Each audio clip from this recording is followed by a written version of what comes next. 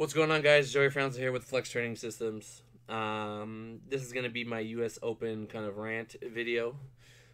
First off, since you guys keep asking me, let's talk about John. Um, Prep was good for the most part. We did not go very heavy on squat just because ever since we got in knee wraps, it's been difficult for him, just having health issues with in terms of the knee and the way that John squats. It makes sense that that would be happening.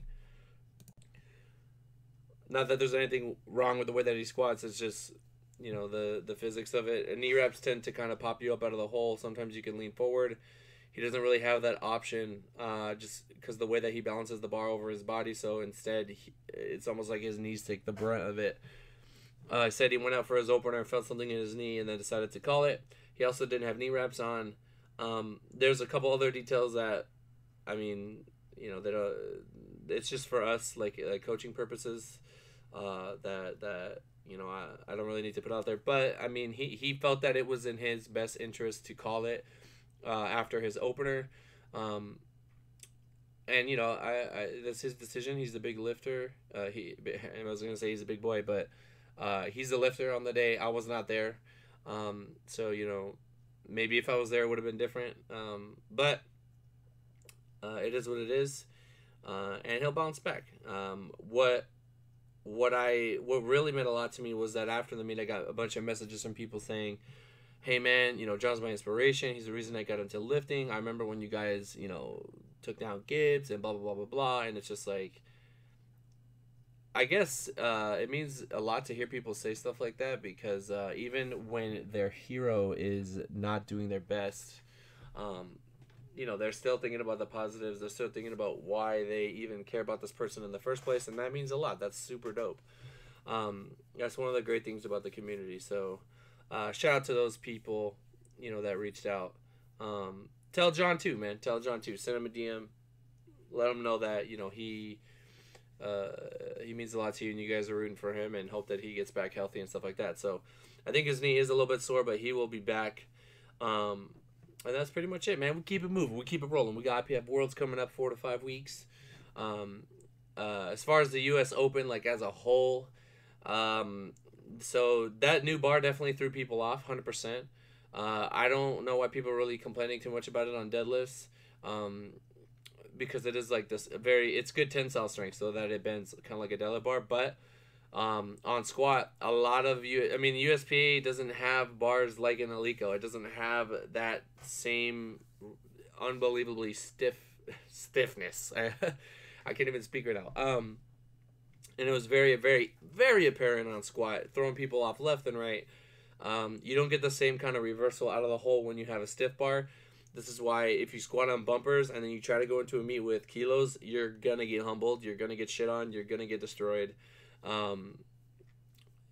So practice how you compete. That's like the main thing that I can say there. Like, people can complain about the bar and this and that, and it's like, yeah, you can do that, but it's up to you on the day to adjust on the fly for what's happening, to pull your numbers back. It makes no sense, like at a meet like this, to be aggressive with attempts after your like an aggressive opener makes no sense. Like, literally so much on the line. Why don't you just get in the meet, do what you can, put something up to get you in the meet, and then go from there. You'll already have felt the bar, how it feels, the physics, everything like that, and then you can adjust from there. Opening, like, you can't open with a number that you did in training on a squat bar that's really, really long, that's going to bend, and stuff like that, when you don't even know what they're using at the meet. I don't know if they specified that they were going to be using a new bar, but it definitely looked like it messed with people.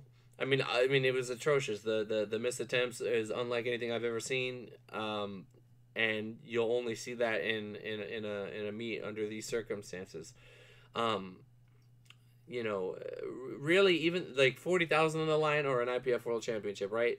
I guarantee to some of those lifters, especially those European lifters, they would rather have the world title and be able to die and say that they were the best in the world than to have that money that's gonna come and go. Like, you win that money next year, someone's gonna win that money from you, and you're gonna spend that money, versus like being up there like forever in history, right? And I mean, you could look at it either way, but the path that they take to become that world champion, to win, to go 9 for 9, to build up your total, to only take a risk when you absolutely have to, I think that same principle should apply to competing in meets like this. The winner of the lightweight was Petkov, who is an ex-IPF lifter. He is an ex. Actually, now that I think about it, the two winners of the whole thing were IPF lifters. They were former IPF lifters. That is that's a very interesting thing now that I think about it. They were literally ex-IPF world champions. Petkov was a geared lifter. I believe he competed in 2012. And I think he's Russian or Bulgarian. And then we have obviously Yuri Belkin. He was a 220 IPF world champion in 2015, I believe. He was like the first one to go over 1800. And then they I guess they supercharge and they do that meet and they destroy everyone, and because they have that discipline, they have that, and that's what's going to take them a very long way. Yeah, you can be strong and take risks, and you're going to beat people, but at the same time, it's like there's a lot of guys that probably could have won on strength if they would have made weight, or if they would have picked better attempts or things like that. So it's very interesting now that I think about it. If I'm wrong, if somebody else won, then just go ahead and check me in the comments below. But as far as I know, that's what I saw, and that's a huge takeaway. I haven't seen anybody point that out. But yeah, you have to adjust to the meet on the fly.